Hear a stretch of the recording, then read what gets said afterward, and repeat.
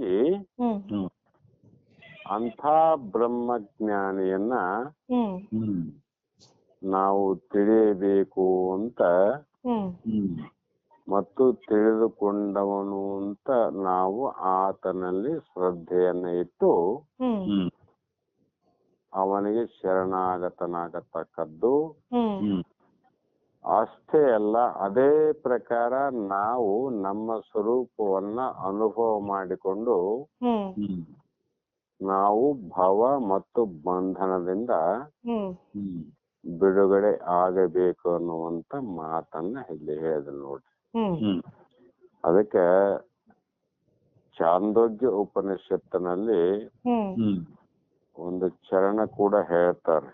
ಹ್ಮ್ ಅದು ನ ಚ ಪುನರಾವರ್ತತೆ ಅಂದ್ರು. ಹ್ಮ್ ಹ್ಮ್ ಆ ಸ್ವರೂಪ ಹೇಗಿದ್ರೆ ಪುನರ್ ಆವೃತ್ತಿ ದೋಷ ಇಲ್ಲ ಅಂತ.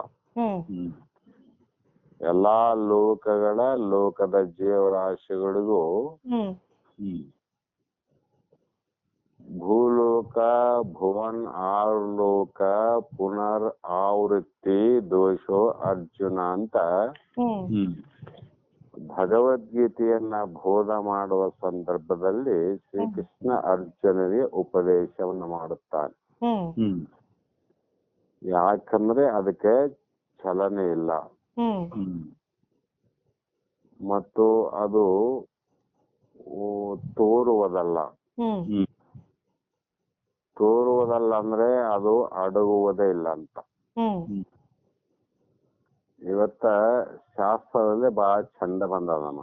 ಹ್ಮ್ ಹ್ಮ್ ಎಲ್ಲಿ ಅಂದ್ರೆ ಕೈವಿಲ್ಯ ಪದ್ಧತಿಯ ಹ್ಮ್ 16ನೇ ಪದ್ಯ ಜ್ಞಾನ ಪ್ರತಿಪಾದನಲ್ಲಿ. ಹ್ಮ್ ಹ್ಮ್ ಬಹುಶಃ ನಿಮ್ಗೆ ಆಡಿಯೋ ಕಳಿಸಿದಂಗೆ ಕಾಣ್ತದ. ಹ್ಮ್ ನೀವು ಆಮೇಲೆ ನೋಡ್ರಿ ಈಗೆಲ್ಲ. ಹ್ಮ್ ಆ ಆಡಿಯೋದಲ್ಲಿ ಬಹಳ ಸ್ಪಷ್ಟವಾದಂತ ವಿಚಾರಗಳವ. ಹ್ಮ್ ಹ್ಮ್ ಇದು ಮುಗಿದ ನಂತರ ಸಮಯ ಸಿಕ್ಕಾಗ ಅದನ್ನಿಷ್ಟು ಕೇಳ್ರಿ. ಹ್ಮ್ ಅದೊಂದು ಅನುಕೂಲ. ಹ್ಮ್ ಅದಕ್ಕ ಇಲ್ಲಿ ಮುಂದಿನ ಶ್ಲೋಕದಲ್ಲಿ ಹ್ಮ್ ಸತ್ಯಂ ಜ್ಞಾನಂ ಅನಂತಂ ಬ್ರಹ್ಮ ಹ್ಮ್ ವಿಶುದ್ಧಂ ಪರಂ ಸ್ವತಃ ಸಿದ್ಧಂ ಹ್ಮ್ ನಿತ್ಯ ಆನಂದೈಕರಸಂ ಹ್ಮ್ ಪ್ರತ್ಯಯ ಭಿನ್ನಂ ನಿರಂತರಂ ಜಯತಿ ಅಂತ. ಹ್ಮ್ ಇಲ್ಲಿ ಕೂಡ ಅನಂತ ರೀತಿ ಹೇಳ್ತಾ ಬಂದ್ರು ನೋಡ್ರಿ. ಹ್ಮ್ ಕಾರಣ ಅದು ಇರುವಂತ ವಸ್ತುವಿಗೆ ಹ್ಮ್ ಯಾವ ಪ್ರಕಾರ ಕರೆದರೂ ಕೂಡ ಅದು ನಾಶವಾಗಲಾರದು. ಹ್ಮ್ ನಾಶ ಆಗುವಂತ ವಸ್ತುವಿಗೆ ಹ್ಮ್ ಒಂದು ಎರಡು ಶಬ್ದದಿಂದ ಅದನ್ನ ಮುಗಿಸಬಹುದು ನೋಡ್ರಿ. ಹ್ಮ್ ಈಗ ನಾಶ ಆಗ್ತಕ್ಕಂದ್ರೆ ಒಡೆದಾಯ್ತು, ಹ್ಮ್ ಕಳೆದಾಯ್ತು ಹ್ಮ್ ಅಥವಾ ಸತ್ತಾಯ್ತು. ಹ್ಮ್ ಎರಡು ಮೂರು ಶಬ್ದದಿಂದ ತಿಳಿಲಿಕ್ಕೆ ಸಾಧ್ಯವಿನ ಹ್ಮ್ ಅನಂತ ಶಬ್ದಗಳನ್ನ ಬಳಸಲಿಕ್ಕೆ ಅಸಾಧ್ಯ. ಹ್ಮ್ ಯಾವುಗಳಿಗೆ ಅಂದ್ರೆ ಅನಾತ್ಮಕಂತ. ಹ್ಮ್ ಆದ್ರೆ ಇರುವಂತ ಬ್ರಹ್ಮಜ್ಞಾನಿಯ ಚೈತನ್ಯ ಏನಿದೆಮ್ಮ, ಅದು ಬ್ರಹ್ಮವು ಸತ್ಯವಾದದ್ದು. ಯಾಕ ಸತ್ಯರಿ ಅಂದ್ರೆ ಭೂತ ವರ್ತಮಾನ ಭವಿಷ್ಯತ್ ಕಾಲದಲ್ಲಿಯೂ ದೇಶ ವಸ್ತು ಕಾಲಗಳಲ್ಲಿಯೂ ಬದಲಾಗದೆ ಒಂದೇ ಪ್ರಕಾರವಾಗಿರುವ ವಸ್ತುವಿಗೆ ಸತ್ಯ ಅಂತ ಕರಿತೀವಿ. ಆ ಸತ್ಯಕ್ಕೇನೆ ನಾವು ಶಾಸ್ತ್ರಗಳಲ್ಲಿ ಸತ್ ಅಂತ ಕರಿತೀವಿ. ಸತ್ ಚಿತ್ ಅಂತ ಬರ್ತಾವಲ್ರ, ಅದರಲ್ಲಿ ಸತ್ತು ಮೊದಲನೇ ಲಕ್ಷಣ. ಮತ್ತೆ ಜ್ಞಾನಮಂತ ಎರಡನೇದ್ದು. ಜ್ಞಾನವೆಂದರೆ ವೇದಾಂತ ತಿಳುವಳಿಕೆಯನ್ನು ಉಂಟು ಮಾಡುವ ಆತ್ಮ ಅಂದ್ರು. ಯಾವ ವೇದಾಂತಗಳು ಹ್ಮ್ ಸಕಲ ಉಪನಿಷತ್ತುಗಳು ಹ್ಮ್ ಯಾವುದನ್ನ ತಿಳಿಸಲಿಕ್ಕೆ ಹೊರಟಿದ್ದಾವೆಯೋ ಹ್ಮ್ ಅದೇ ಆತ್ಮ. ಹ್ಮ್ ಮತ್ತು ಹ್ಮ್ ಅದು ಯಾವುದರಿಂದ ಉಳಿದೆಲ್ಲ ತಿಳುವಳಿಕೆಗಳು ನಮಗೆ ಸಾಧ್ಯವಾಗುವುದು ಹ್ಮ್ ಹ್ಮ್ ಅದು ಆತ್ಮ. ಹ್ಮ್ ಹ್ಮ್ ಯಾವುದರಿಂದ ನಮಗೆ ತಿಳುವಳಿಕೆ ಆಗಿದರೆ ಅಂದ್ರೆ ಮೂಲ ನಮ್ಮ ಅರಿವಿನಿಂದ. ಹ್ಮ್ ಹ್ಮ್ ಹೌದಲ್ರಿ? ಹೌದು. ಹೌದು. ಜಾಗ್ರ ಸ್ವಪ್ನ ಸುಷುಪ್ತಿಯನ್ನ ತಿಳಿಯುವಂತ ಅರಿವಿನಿಂದಲೇ ಹ್ಮ್ ಹ್ಮ್ ಜಾಗ್ರದ ಅರಿವಾಯ್ತು, ಹ್ಮ್ ಸ್ವಪ್ನದ ಅರಿವಾಗ್ಯದ, ಹ್ಮ್ ನಿದ್ರಾವಸ್ಥೆ ಅರಿವಾಗ್ಯದ. ಹ್ಮ್ ಹ್ಮ್ ಇದಕ್ಕ ವೇದಾಂತಗಳಲ್ಲಿ ಆತ್ಮ ಅಂತ ಕರೆದು ನೋಡ್ರಿ. ಹ್ಮ್ ಹ್ಮ್ ಅದನ್ನ ಯಾವ ತಿಳಿಯಂಗಿಲ್ಲ, ಹ್ಮ್ ಹ್ಮ್ ಅದು ಮಾತ್ರ ಎಲ್ಲವನ್ನ ತಿಳಿಯುತ್ತವೆ. ಹ್ಮ್ ಹ್ಮ್ ಉಳಿದಂತ ಜ್ಞಾನಗಳು ಎಷ್ಟೇ ನಮ್ಗೆ ಅವ್ ನೋಡ್ರಿ. ಹ್ಮ್ ಹ್ಮ್ ಶಬ್ದ ಜ್ಞಾನ ಅದ, ರೂಪದ ಜ್ಞಾನ ಅದ, ರುಚಿಯ ಜ್ಞಾನ ಅದ. ಹ್ಮ್ ಹ್ಮ್ ಎಲ್ಲಾ ಜ್ಞಾನೇಂದ್ರಿಯಗಳಿಂದ ಉಂಟಾಗುವ ಜ್ಞಾನ ಇದ್ರೂ ಕೂಡ ಹ್ಮ್ ಹ್ಮ್ ಆ ಜ್ಞಾನಕ್ಕ ಮೂಲವಾದದ್ದು ಯಾವುದು? ಅದು ಆತ್ಮಜ್ಞಾನ ಅಂತ. ಹ್ಮ್ ಅದೇ ನಮ್ಮಲ್ಲಿರುವಂತ ಅರಿವು, ಅದೇ ನಾನು. ಮತ್ತೆ ಹ್ಮ್ ಇಂಥ ಆತ್ಮನ್ನೇ ಕುರಿತು ಹೇಳಿರುವುದು ಹ್ಮ್ ಹ್ಮ್ ವೇದಾಂತಗಳಲ್ಲಿ ವಸ್ತು ವಿಷಯಗಳ ತಿಳುವಳಿಕೆಯಾದ ಹ್ಮ್ ಹ್ಮ್ ವಸ್ತು ಜ್ಞಾನ ಅಲ್ರಿ. ಹ್ಮ್ ಹೌದು. ಅದಕ್ಕೆ ಮಹಾತ್ಮರಾದವರು, ಸದ್ಗುರು ಆದವರು ಹ್ಮ್ ವಸ್ತು ಜ್ಞಾನವನ್ನ ತಿಳಿಸುವುದಕ್ಕಿಂತ ಮುಖ್ಯವಾಗಿ ಹ್ಮ್ ಹ್ಮ್ ಬ್ರಹ್ಮಜ್ಞಾನವನ್ನ ತಿಳಿಸಿಕೊಡುವ ಕರ್ತವ್ಯ ಅವರ ಪ್ರಯತ್ನ ಮಾಡಬೇಕಂತ. ಹ್ಮ್ ಮತ್ತೆ ಇಷ್ಟೇ ಎಲ್ಲ ಅನಂತ ಅಂತ ಕರೆದು ನೋಡ್ರಮ್ಮ. ಹೌದು. ಹ್ಮ್ ಅನಂತ ಅಂದ್ರೆ ಅಂತ್ಯವಿಲ್ಲದ್ದು. ಹ್ಮ್ ಹ್ಮ್ ಅಂತ್ಯ ಇಲ್ಲ ಅಂದ್ರೆ ಅದಕ್ಕೆ ನಾಶ ಇಲ್ಲ ಅಂತ ಅರ್ಥ. ಹ್ಮ್ ಹ್ಮ್ ನಾಶ ಇಲ್ಲ ಅಂದ್ರೆ ಅದು ಅಶಾಶ್ವತ ಅಲ್ಲ, ಶಾಶ್ವತವಾದದಂತ ಅರ್ಥ. ಹ್ಮ್ ಹ್ಮ್ ಯಾವ್ದು ಶಾಶ್ವತವಾಗಿದೆ ಅಂದ್ರೆ ಅದು ತ್ರಿಕಾಲ ಆಪಾದಿತವಾಗಿರ್ತದ. ಹ್ಮ್ ಹ್ಮ್ ಬಯಲು ಶಾಶ್ವತ ಆದ್ ನೋಡ್ರಿ. ಹ್ಮ್ ಹೌದು. 3 ಕಾಲದಲ್ಲಿ ಬಾಧೆ ಹೋದಿಲ್ಲ. ಹ್ಮ್ ಹ್ಮ್ ಅದಕ್ ಬಾಧೆನೇ ಇಲ್ಲ ಅಂದ್ರೆ ನಾಶ ಇಲ್ಲ ಅಂತ. ಹ್ಮ್ ಹ್ಮ್ ಬಹಳ ಸಲ ಹೇಳ್ತೇವೆ, ಮನೆ ಕಟ್ಟೋದಕ್ಕೂ ಮುಂಚೆ ಬೈಲಾದ, ಕಟ್ಟಿದಾಗ ಬೈಲಾದ, ಬಿದ್ದಾಗ ಬೈಲಾದ. ಹ್ಮ್ ಹ್ಮ್ ಬಯಲಿಗೆ ನಾಶ ಇಲ್ಲ, ತ್ರಿಕಾಲ ಆಬಾಧಿತ. ಹ್ಮ್ ಹ್ಮ್ ಬಾಧೆ ಅಂದ್ರೆ ನಾಶ ಅಂತ ಅರ್ಥ. ಹ್ಮ್ ಹ್ಮ್ ಮತ್ತು ಹ್ಮ್ ಸತ್ಸ್ವರೂಪ ಉಳ್ಳದ್ದಾಗಿ ಇರುವುದರಿಂದ ಹ್ಮ್ ಹ್ಮ್ ಮತ್ತೆ ಇದೇ ಬೈಲೆ ಆತ್ಮ ಅಂತ ಹೇಳ್ಬೋದಾಗಿತ್ತಲ್ರಿ ಮನೆಗಿದ್ದದ್ದು ಅಂದ್ರೆ. ಹ್ಮ್ ಹ್ಮ್ ಈ ಬೈಲಿಗೆ ಜಡ ಆದ್ರೆ ಸ್ವಯಂ ಇತರ ಗತಿ ಶೂನ್ಯತ್ವ ಜಡತ್ವ. ಹ್ಮ್ ಹ್ಮ್ ಆ ಬೈಲು ನಾನು ಬೈಲಂತ ಯಾರಿಗೇನೆ ಹೇಳ್ತದನ್ರಿ? ಹ್ಮ್ ಇಲ್ಲ. ನಾನು ಬೈಲಂತಾನೆ ಹೇಳ್ತದ? ಅದು ಇಲ್ಲ. ಹ್ಮ್ ಆದರೆ ಆ ಬೈಲನ್ನ 3 ಕಾಲದಲ್ಲಿ ಇದೆ ಅಂತ ನಾನು ವಿಚಾರ ಮಾಡಿ ಹೇಳುತ್ತೇನೆ ವಿನಃ ಹ್ಮ್ ಹ್ಮ್ ಅದು ಇದ್ದರೂ ಕೂಡ ಹೇಳುವಂತ ಚೈತನ್ಯ ಅಂದ್ರೆ ಜ್ಞಾನ ಇಲ್ಲ ಅಂತ. ಹ್ಮ್ ಹ್ಮ್ ಅಂದ್ರೆ ಅದಕ್ಕಿಂತ ಮೀರಿದವನ ಆತ್ಮ ಅಂತ ಅರ್ಥ. ಹ್ಮ್ ಅದು ಅನಂತ. ಹ್ಮ್ ಅನಂತ ಅಂದ್ರೆ ಅದಕ್ಕೆ ನಾಶನೇ ಇಲ್ಲಮ್ಮ. ಹ್ಮ್ ಹ್ಮ್ ಹೌದು. ಇಂಥ ಎಷ್ಟೋ 4 ಯುಗಗಳು ಹ್ಮ್ ಒಂದೊಂದು ಯುಗಕ್ಕೆ ಹ್ಮ್ ಹ್ಮ್ ಎಷ್ಟೋ ಲಕ್ಷ ವರ್ಷಗಳ ಆಯುಷ್ಯ ಇದೆ. ಹ್ಮ್ ಹ್ಮ್ ತ್ರೇತಾಯುಗಕ್ಕೆ ಇಷ್ಟು ವರ್ಷ, ಇಷ್ಟು ಹ್ಮ್ ಲಕ್ಷ ವರ್ಷ ಅಂತ ಹ್ಮ್ ಹ್ಮ್ ವಿವೇಕ ಚಿಂತಾಮಣಿಯಲ್ಲಿ ಇದೆ. ಅದು ಹ್ಮ್ ಹ್ಮ್ ಕಲಿಯುಗಕ್ಕೆ 4 ಲಕ್ಷ ಹ್ಮ್ ಹ್ಮ್ 20 ವರ್ಷ ಏನು ಬರದಾರಮ್ಮ. ಹ್ಮ್ ಹ್ಮ್ ಇದರ ಹಿಂದೆ 3 ಯುಗ ಹೋಗ್ಬಿಟ್ಟವಲ್ಲ. ಹ್ಮ್ ಹೌದು. 3 ಯುಗದಲ್ಲಿ ಇರುವಂತ ಹುಟ್ಟಿದಂತ ವಸ್ತುಗಳು ಈ ಯುಗದಲ್ಲಿ ಯಾವೂ ಇಲ್ಲ. ಹ್ಮ್ ಈ ಯುಗದಲ್ಲೇ 5 ವರ್ಷ ಆಗಿದೆ, ಇನ್ನು 4 ಲಕ್ಷ ಚಿಲ್ಲರೆ ವರ್ಷ ಹ್ಮ್ ಈ ಕಲಿಯುಗಕ್ಕೆ ಆಯುಷ್ಯ ಆದ್ರಿ. ಹ್ಮ್ ಇನ್ನು 4 ಲಕ್ಷ ಮೇಲೆ. ಹ್ಮ್ ಅಷ್ಟು ವರ್ಷ ಹೋದ್ಮೇಲೆ ಇದಕ್ಕ ಪ್ರಳಯ ಅಂತ ಬರ್ದಾರ. ಹ್ಮ್ ಇಂಥ ಯುಗಗಳು ಎಷ್ಟೆಷ್ಟು ಲಕ್ಷ ವರ್ಷ ಹ್ಮ್ ಅವು ಇದ್ದು ನಾಶವಾದರೂ ಕೂಡ ಹ್ಮ್ ಎಲ್ಲಾ ಯುಗಗಳಲ್ಲಿ ಇರುವಂತದ್ದೇ ಆತ್ಮ. ಹ್ಮ್ ಅದಕ್ಕೆ ಯಾವುದು ಧಕ್ಕೆನೇ ಇಲ್ರಿ. ಹ್ಮ್ ಅಂದ್ರೆ ನಮಗೆ ಎಂದೆಂದು ಹ್ಮ್ ಸಾವಿಲ್ಲ ಅಂತ ಅರ್ಥ ಆಯ್ತಲ್ರಿ. ಈ ಜನ್ಮ ಅಷ್ಟೇ ಅಲ್ರಿ, ಹ್ಮ್ ಹಿಂದಿನ ಜನ್ಮಗಳಲ್ಲಿ ನಾವು ಸತ್ತಿಲ್ಲ, ಆದ್ರೆ ದೇಹ ಸತ್ತೊಯ್ಯವ. ಹ್ಮ್ ಈ ಜನ್ಮದಲ್ಲಿ ಸಾಯೋದಿಲ್ಲ, ದೇಹ ಉಳಿಯೋದಿಲ್ಲ. ಹ್ಮ್ ಮುಂದಾದ್ರೂ ಕೂಡ ಅಷ್ಟೇ. ಇದು ಹ್ಮ್ ಆಮೇಲೆ ಅದು ನಿರಾಪೇಕ್ಷ. ಯಾವುದರನ್ನ ಆಪೇಕ್ಷೆ ಮಾಡೋದಿಲ್ಲ ನೋಡ್ರಿ. ಅದಕ್ಕ ಬ್ರಹ್ಮಜ್ಞಾನಿಗಳಿಗೆ ಯಾಕ ಆಪೇಕ್ಷೆ ಕಡಿಮೆ ಅಂದ್ರೆ, ಯಾವಗಳ ಮೇಲೆ ಆಸೆ ಅನ್ನುವಂಥದ್ದು ಪಡಿಬೇಕನ್ನುವಂತ ಇಚ್ಛೆನೆ ಇಲ್ಲದಾಗ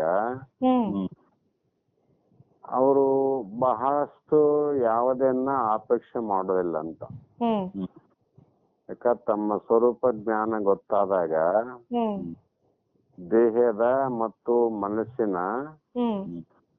ಎಲ್ಲಾ ವಿಚಾರಗಳನ್ನ ತಿಳಿದುಕೊಂಡು ದೇಹದ ಧರ್ಮ ಮನೋಧರ್ಮ ವಿನಃ ನನ್ನ ಧರ್ಮ ಅಲ್ಲಂತ ತಿಳ್ಕೊಂಡಾಗ ತಮ್ಮ ದೇಹದ ಹಸಿವು ತೃಷೆಗಳಿಗೂ ಕೂಡ ಹೆಚ್ಚಿನ ಗಮನವನ್ನು ಕೊಡಂಗಿಲ್ಲ ಅವರು.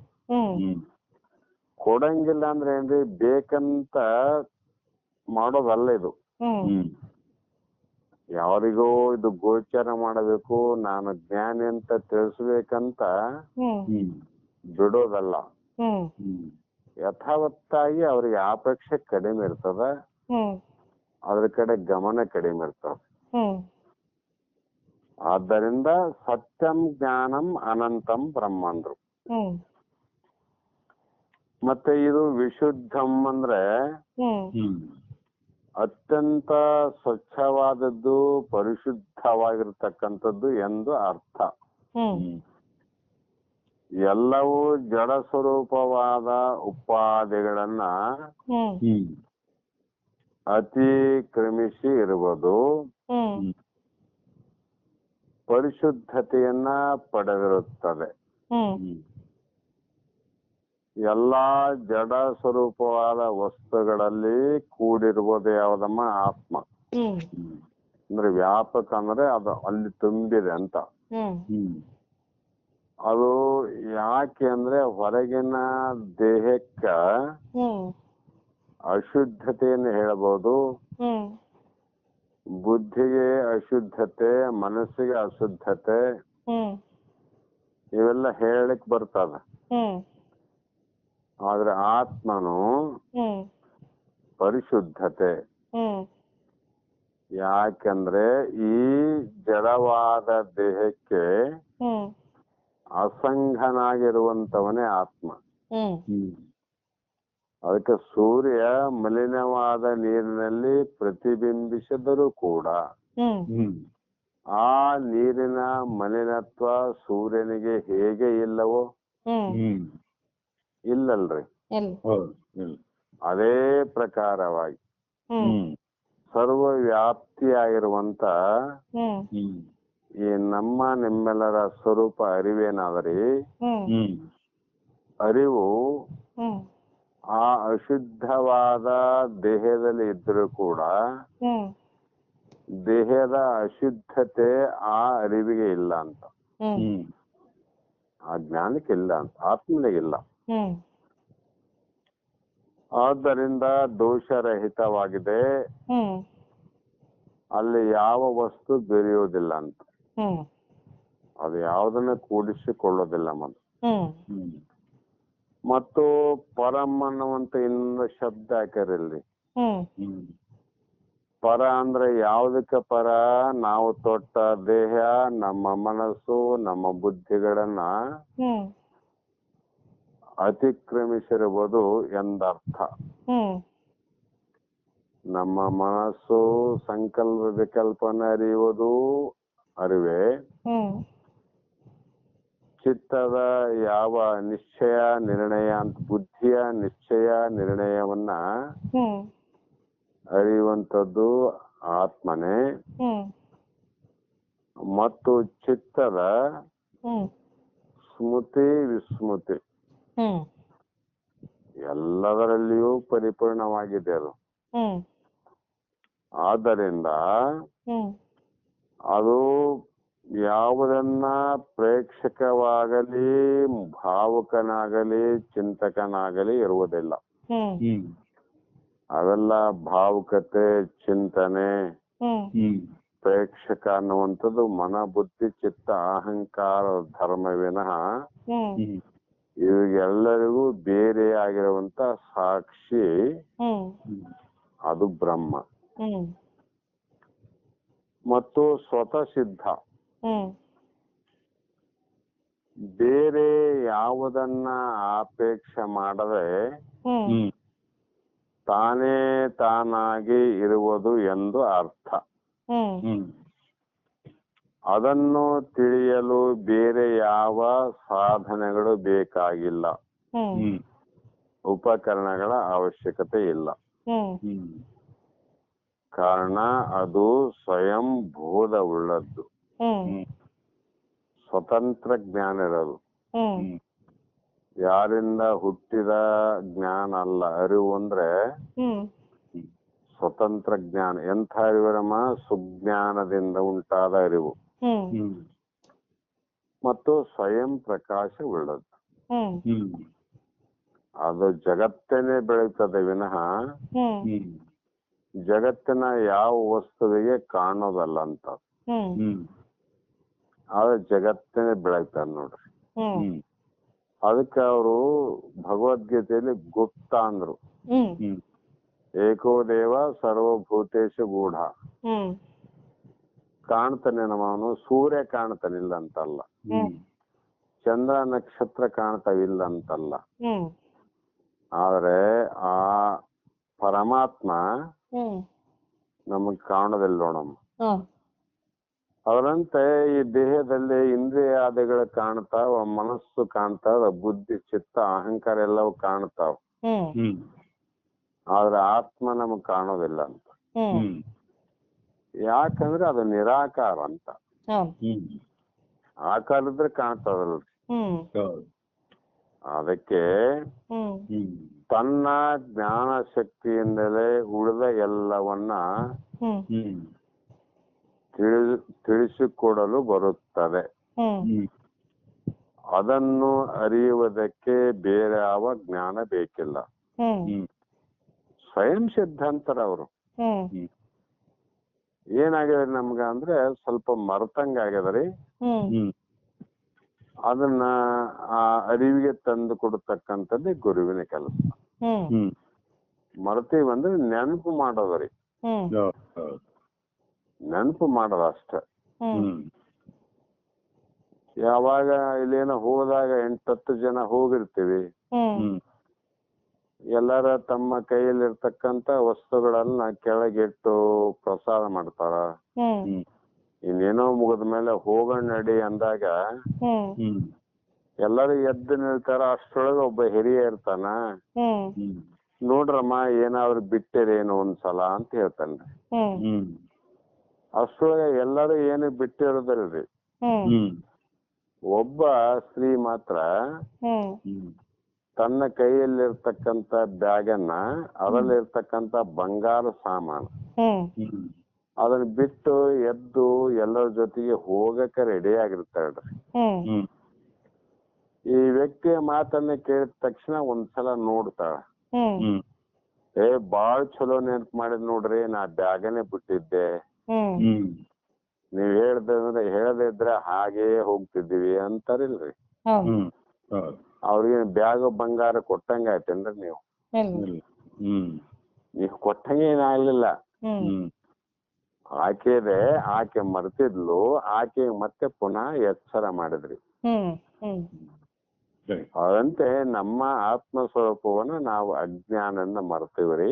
ಹ್ಮ್ ಹ್ಮ್ ಅದಕ್ಕೆ ಮಹಾತ್ಮರಾದರು ಜ್ಞಾನಿಗಳಾದವರು ಹ್ಮ್ ಹ್ಮ್ ಸತತವಾಗಿ ಪ್ರಯತ್ನ ಮಾಡಿ ಹ್ಮ್ ಹ್ಮ್ ಪುನಃ ಜ್ಞಾನ ಉತ್ಪತ್ತಿಯನ್ನ ಮಾಡಿ ಹ್ಮ್ ಹ್ಮ್ ನಮ್ಮ ಸ್ವರೂಪವನ್ನು ತಿಳಿದುಕೊಂಡು ಆನಂದವಾಗಿರ್ಲಿ ಅಂತ ರೀತಿಯಿಂದ ಹ್ಮ್ ಹ್ಮ್ ಮಹಾತ್ಮರು ಬೋಧ ಮಾಡಕತ್ತ ನೋಡ್ರಿ. ಈಗ ಹ್ಮ್ ಹ್ಮ್ ಜಗತ್ರ ಎಲ್ಲೇ ಇರಲ್ರಿ ಅವರು. ಹ್ಮ್ ಈ ರೀತಿ ಹ್ಮ್ ಹ್ಮ್ ಅಂಥ ಬ್ರಹ್ಮಕ್ಕ ನಿತ್ಯ ಆನಂದ ಅಂದ್ರ ನೋಡ್ರಿ.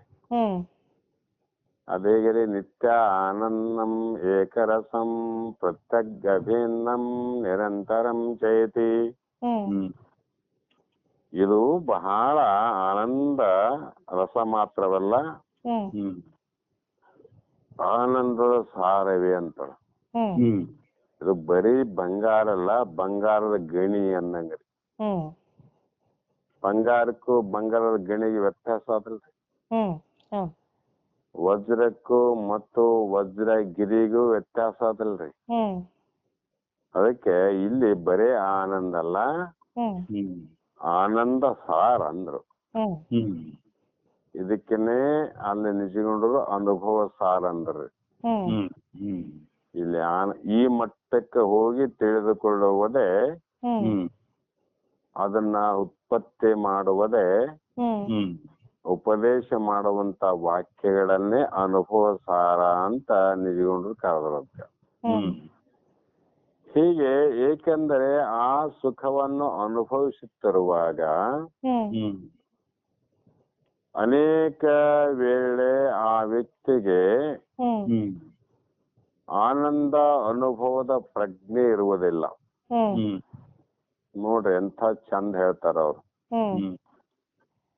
ಅಂತ ಬ್ರಹ್ಮ ಆನಂದ ಸಾರೇನಾದಲ್ರಿ, ಅಂತ ಆನಂದ ಸಾರವನ್ನೇ ಅನುಭವ ಮಾಡುವಾಗ ಕೆಲವು ಸಂದರ್ಭದಲ್ಲಿ ಅದರ ಪ್ರಜ್ಞೆ ಕೂಡ ಇರುವುದಿಲ್ಲ. ಬಾಹ್ಯ ವಸ್ತುಗಳಿಂದ ಬರುವ ವಿಷಯಾನಂದವು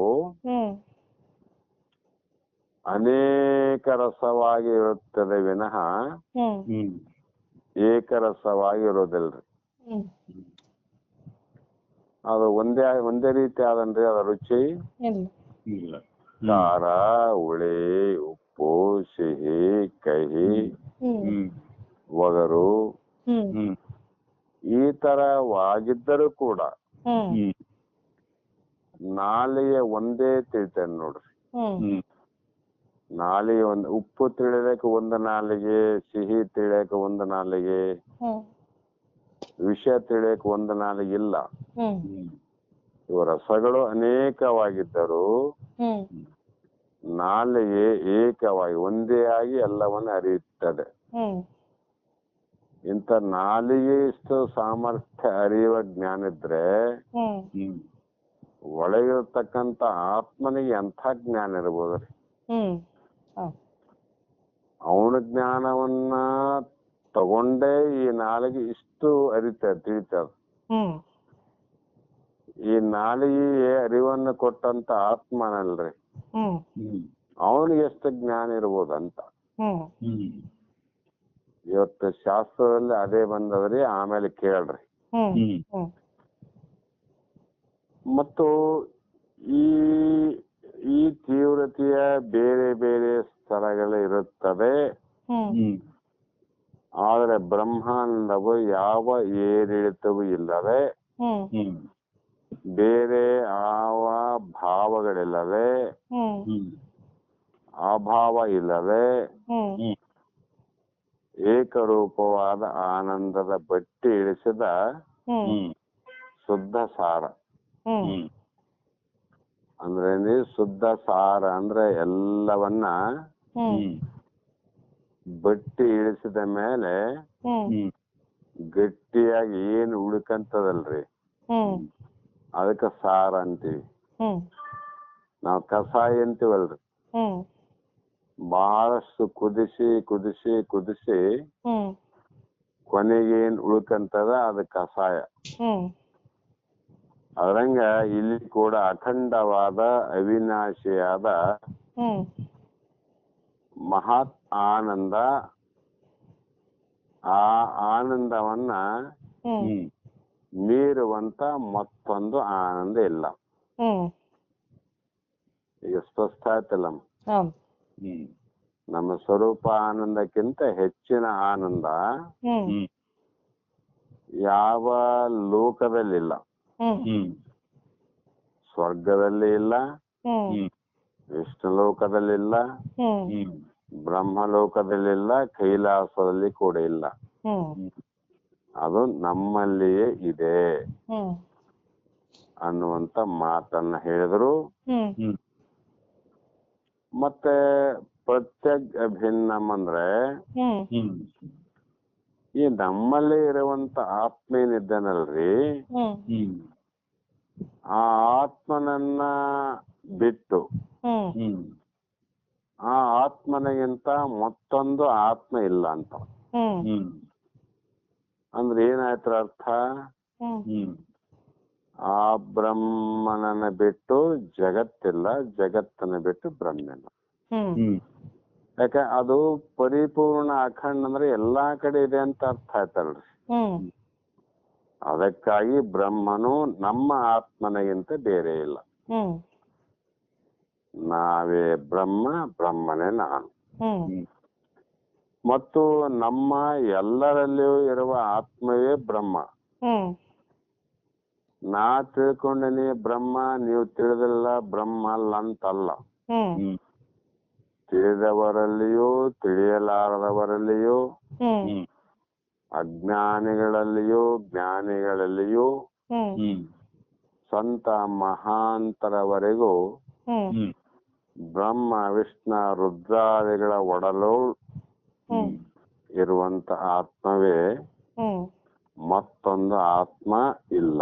ಹ್ಮ್ ಅವ್ರಿಗೊಂದು ಆತ್ಮ, ಅವ್ರಿಗೊಂದು ಆತ್ಮ, ಅವ್ರಿಗೊಂದು ಆತ್ಮ, ನಮಗೊಂದು ಆತ್ಮ ಅಂದ್ರೆ ಎಷ್ಟು ಮಂದಿ ನಮ್ಮ ಆತ್ಮರು? ಹೌದು. ಏಕಂ ಏವ. ಹ್ಮ್ ಆದರೆ ಉಪಾಧಿಗಳು ಬೇರೆ ಬೇರೆ. ಹ್ಮ್ ಹ್ಮ್ ಬ್ರಹ್ಮನ ಉಪಾಧಿ ಬೇರೆ, ಹ್ಮ್ ವಿಷ್ಣುವಿನ ಉಪಾಧಿ ಬೇರೆ, ರುದ್ರನ ಉಪಾಧಿ ಬೇರೆ, ಹ್ಮ್ ಹ್ಮ್ ನಮ್ಮ ಉಪಾಧಿಗಳು ಬೇರೆ ಬೇರೆ. ಹೌದು. ಆದರೆ ಎಲ್ಲದಕ್ಕೂ ಆಶ್ರಯ ಪದವಾಗಿ ಹ್ಮ್ ಹ್ಮ್ ಎಲ್ಲವನ್ನು ವ್ಯಾಪಕವಾಗಿ ವ್ಯಾಪಿಸಿರುವುದು ಆ ಶುದ್ಧ ಬ್ರಹ್ಮವೇ ಹ್ಮ್ ಹ್ಮ್ ಅನ್ನುವಂತ ಮಾತು ಹೇಳಿ, ಹ್ಮ್ ಹ್ಮ್ ಆತ್ಮವು ಯಾವಾಗಲೂ ಹ್ಮ್ ಹ್ಮ್ ವಿಜಯಶಾಲಿ ಅಂತ ಬರ್ದ್ರಿ. ಹ್ಮ್ ಹ್ಮ್ ಅಂದ್ರೆ ಎಲ್ಲದಕ್ಕಿಂತ ದೊಡ್ಡದು ಯಾವ್ದ್ರಿ ಅಂದ್ರೆ, ಹ್ಮ್ ಹ್ಮ್ ನಾವು ವಿಜಯಶಾಲಿ ಅಂದ್ರೆ ಜಯಶಾಲಿಗಳು, ಶೂರರು, ಧೀರರು ಹ್ಮ್ ಹ್ಮ್ ಅಂತ ಕರಿತೀವಲ್ರಮ್ಮ. ಹೌದು. ಹೌದು ಹೌದು. ದೊಡ್ಡ ಜಾತ್ರೆಯಲ್ಲಿ ಹ್ಮ್ ಹ್ಮ್ ಒಬ್ಬ ವ್ಯಕ್ತಿ ಒಂದು ಚೀಲ, ಉಸುಕಿನ ಚೀಲ, ಒಂದು ಯಾವುದೇ ಕಲ್ಲನ್ನು ಎತ್ತಿ ಹಾಕಿದ್ರೆ ಹ್ಮ್ ಹ್ಮ್ ಅವನು ಬಹಳ ಶೂರ ಅಂತೀವಿ ನಾವು. ಹ್ಮ್ ಹೌದು. ಮತ್ತ ಯಾರಾದ್ರೂ ರಣರಂಗದಲ್ಲಿ ವೈರಿಗಳನ್ನ ನಾಶಪಡಿಸಿ ಹ್ಮ್ ಹ್ಮ್ ಅವನು ಜಯಶಾಲಿ ಆದ್ರೆ ಬಹಳ ಧೀರ ಪುರುಷ ಅಂತೀವಿ. ಹ್ಮ್ ಹ್ಮ್ ಈ ರೀತಿ ಜಗತ್ತಿನಲ್ಲಿ ಒಂದೊಂದಕ್ಕೆ ಒಂದೊಂದು ರೀತಿ ಧೀರ, ಶೂರ, ವಿಜಯ ಅಂತ ಕರಿತೀವ್ರಿ. ಹ್ಮ್ ಹ್ಮ್ ಆದ್ರೆ ನಿಜವಾದ ಧೀರ, ನಿಜವಾದ ಶೂರ, ಹ್ಮ್ ಹ್ಮ್ ವಿಜಯಗಳಲ್ಲಿ ವಿಜಯಶಾಲಿ, ಹ್ಮ್ ಹ್ಮ್ ಧೀರಲ್ಲಿ ಧೀರ, ಹ್ಮ್ ಹ್ಮ್ ಸೂರಲ್ಲಿ ಸೂರ್ ಅಂತ ಯಾರಿಗ್ ಕರಿಬೇಕು ಅಂದ್ರೆ ಹ್ಮ್ ಹ್ಮ್ ಇವನಿಗೆ ಕರಿಬೇಕು ನೋಡ್ರಿ. ಹ್ಮ್ ಜಯತಿ ಹ್ಮ್ ಹ್ಮ್ ಅಂದ್ರೆ ಎಲ್ಲರ ಹೃದಯದಲ್ಲೂ ತನ್ನ ಮಹಿಮೆಯಿಂದ ಮೆರೆಯುತ್ತಿರುತ್ತದೆ. ಹ್ಮ್ ಹ್ಮ್ ಎಲ್ಲಾ ಜಡವಸ್ತುಗಳು ಪರಿಚ್ಛಿನ್ನವಾದ್ದರಿಂದ ನಾಶವಾಗುವ ಸ್ವಭಾವದಿಂದ ಕೂಡಿದವು. ಹ್ಮ್ ಹ್ಮ್ ಅವು ಪರಿಚ್ಛಿನ್ನ ಇದ್ದದಕ್ಕೆ ನಾಶ ಆಗ್ತಾವ. ಹ್ಮ್ ಪರಿಪೂರ್ಣಕ್ಕೆ ನಾಶ ಇಲ್ಲ ನೋಡ್ರಿ. ಹ್ಮ್ ದೇಹ ಇದೇನಾದ್ರಿ ಹ್ಮ್ ಪರಿಚ್ಛಿನ್ನ ಅದ. ಹ್ಮ್ ಹ್ಮ್ ಜಗತ್ತಿನ ತೋರೋ ವಸ್ತು ಎಲ್ಲವೂ ಪರಿಚ್ಛಿನ್ನ